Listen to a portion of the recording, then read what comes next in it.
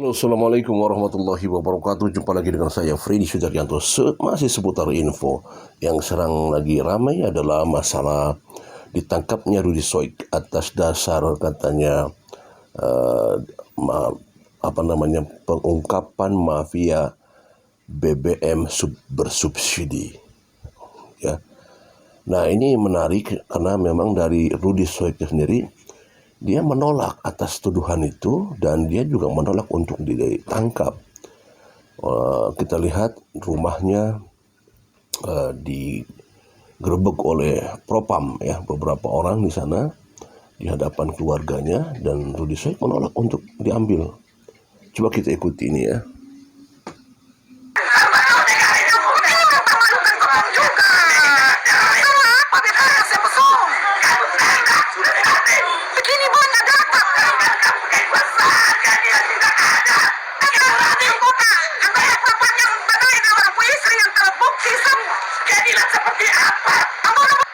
Saya diberhentikan dengan tidak hormat ini perlu saya garis bawahi.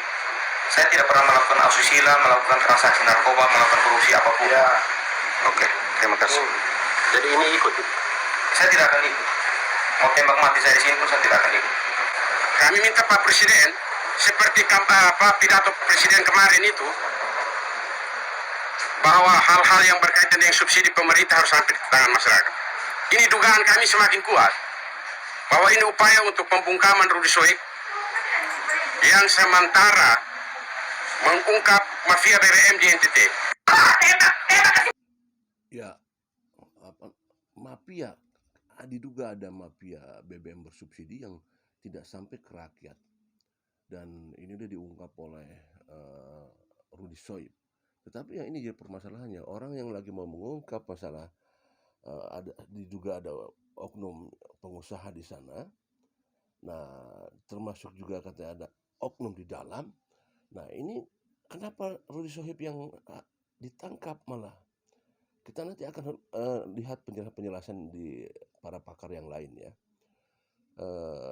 Karena berkaitan dengan masalah subsidi BBM, ya, BBM bersubsidi, mafia BBM bersubsidi yang disinyalir tidak sampai ke rakyat, seperti itu, ya.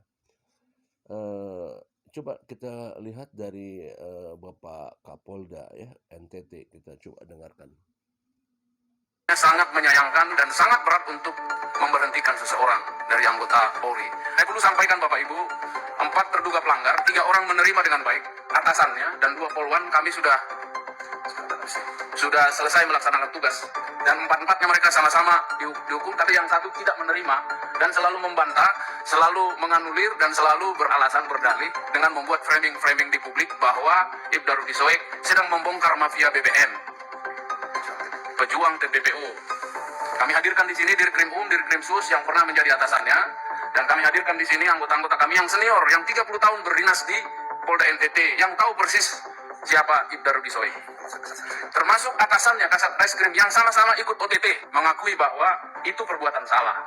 Tetapi Ibda Rudy Soik sama sekali melawan, bahkan dengan sebutan siapapun akan saya lawan, termasuk Tuhan. Ya, itu keterangan yang disampaikan oleh Bapak Kapolda NTT, bahwa malah apa yang menganggap apa yang dilakukan oleh Rudy Soik adalah sebuah framing bahwa seolah-olah dia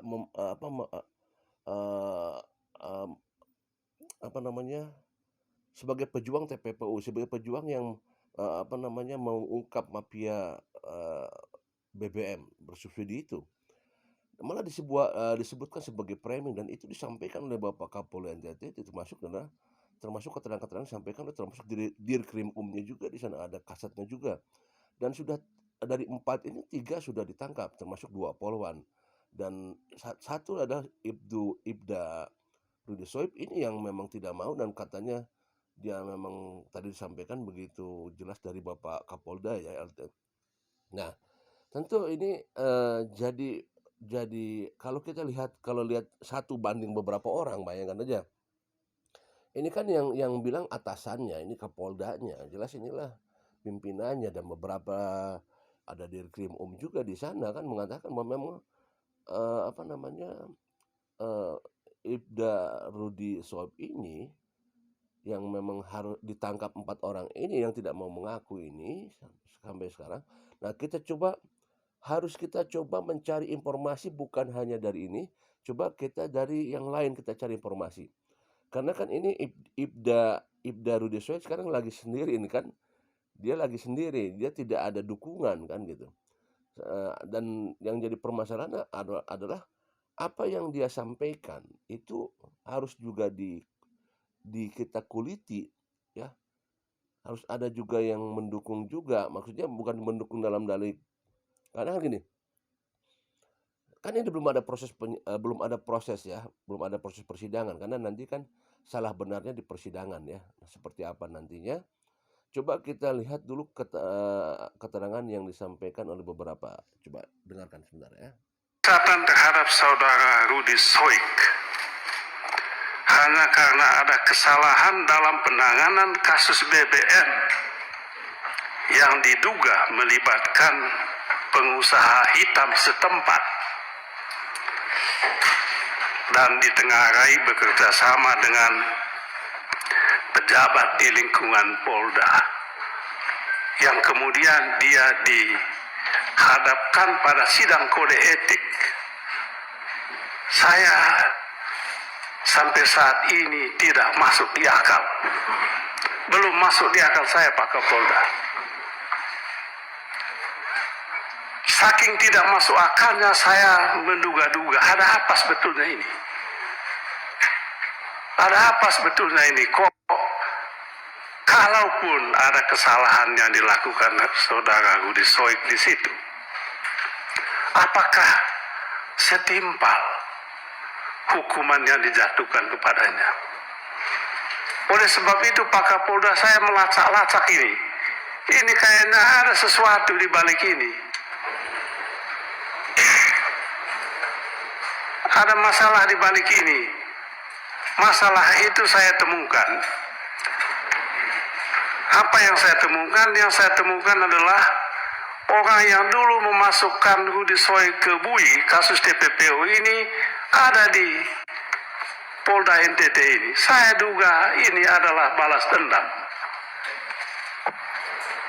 Sayang, Pak Kapolda, saya kenal Pak Kapolda ini, orang yang sangat bijak. Baru datang ke NTT juga. Mungkin tidak kenal situasi di NTT ini. Saya duga Pak Kapolda ini dikerjain oleh anak buahnya hanya untuk menghukum saudara Rudy Soik. Mengapa? Anda masuk akal ini Pak Kapolda? Pemaparan soal kasus BBM ini. Kok sampai dia dipecat begitu? Yang benar aja lah. Masa nggak ada lagi yang lebih bijak lagi? Oleh sebab itu, pimpinan, saya sebetulnya sangat sayang pimpinan tertinggi institusi Polda di provinsi sampai dipanggil ke pusat begini hanya untuk mempertanggungjawabkan sebuah kekeliruan yang saya lihat tidak masuk di akal. Kecuali kalau Pak Kapolda mau membela anak buah, Bapak punya anak buah. Sayang Pak Kapolda ini diadili di sini, dipermalukan di sini. Apa tidak ada lagi cara lain yang lebih bijak untuk menangani masalah ini selain soal TPPO tadi? Jangan lupa, sekali lagi saya ingin sampaikan, Rudy adalah representasi simbol untuk masyarakat NTT. Oleh sebab itu, kehati-hatian dalam penanganan kasus Rudy Soik ini penting kita lakukan. Saya tidak ingin mengintervensi soal hukuman yang diberikan kepada yang bersangkutan, tetapi adalah kewajiban kami untuk meminta pertanggungjawaban. Belum cukup masuk di akal sehat publik, saudara Rudy Soik diberhentikan dengan tidak hormat hanya karena mengungkapkan pelaku pengusaha hitam yang menjual beli BBM subsidi. Ini pengkhianatan terhadap rakyat sebetulnya. Oleh sebab itu mestinya harapan kami Pak Kapolda berada di posisi Rudi Soik untuk membuka dan menyelesaikan kasus BBM ilegal ini sesuai dengan aturan hukum yang berlaku. Ya, itu demikian disampaikan di hadapan DPR ya.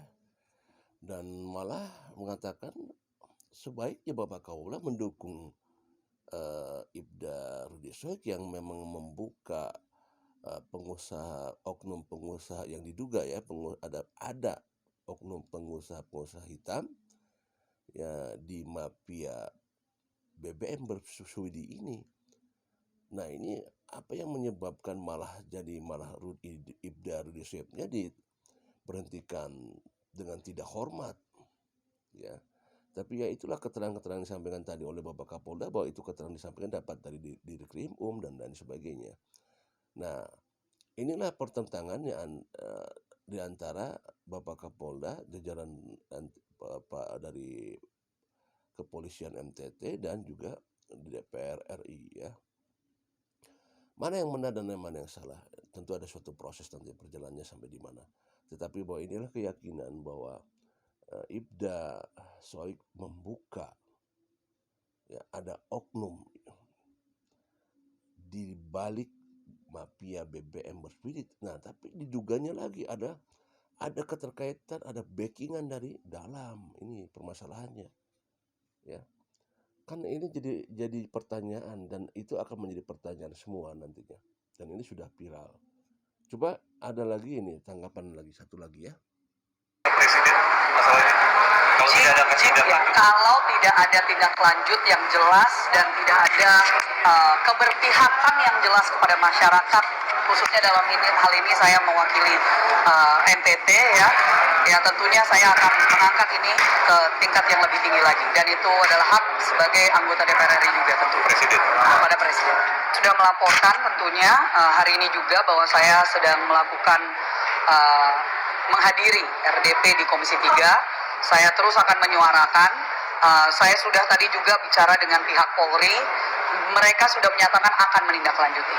Jadi ini secara informal di belakang tadi akan menindaklanjuti. Kami berdoa dan berharap tentunya ada keadilan, karena apa yang terjadi sekali lagi ini sudah, dan saya yakin pihak media dan juga masyarakat sudah melihat ada yang sudah viral, bagaimana intimidasi yang dilakukan oleh oknum-oknum kepada keluarga dari saudara Ibda Rudi Soik, sampai 20 provos itu datang ke rumahnya untuk 20 provos gitu loh, datang untuk membawa dia secara paksa gitu kan, yang dimana itu disaksikan oleh istri dan anak-anaknya yang masih muda.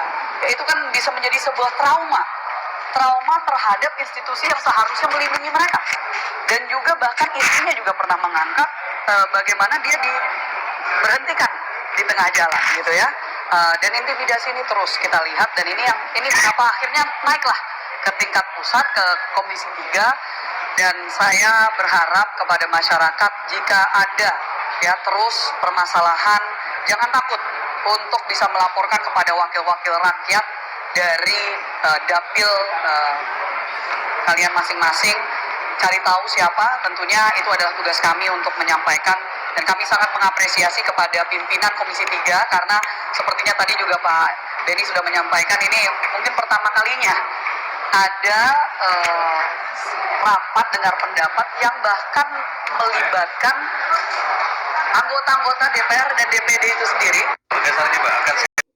Ya, demikian ya, tanggapan dari anggota DPR RI sehubungan dengan adanya pencopotan dengan tidak hormat Ibda Rudi Soik dari kepolisian, dan yang sedang mengurus masalah pengungkapan mafia atau yang diduga ada mafia atau oknum BBM bersubsidi, yang diduga juga katanya ada juga backingan. Apakah kebenarannya seperti apa? Kita tunggu saja kelanjutannya. Assalamualaikum.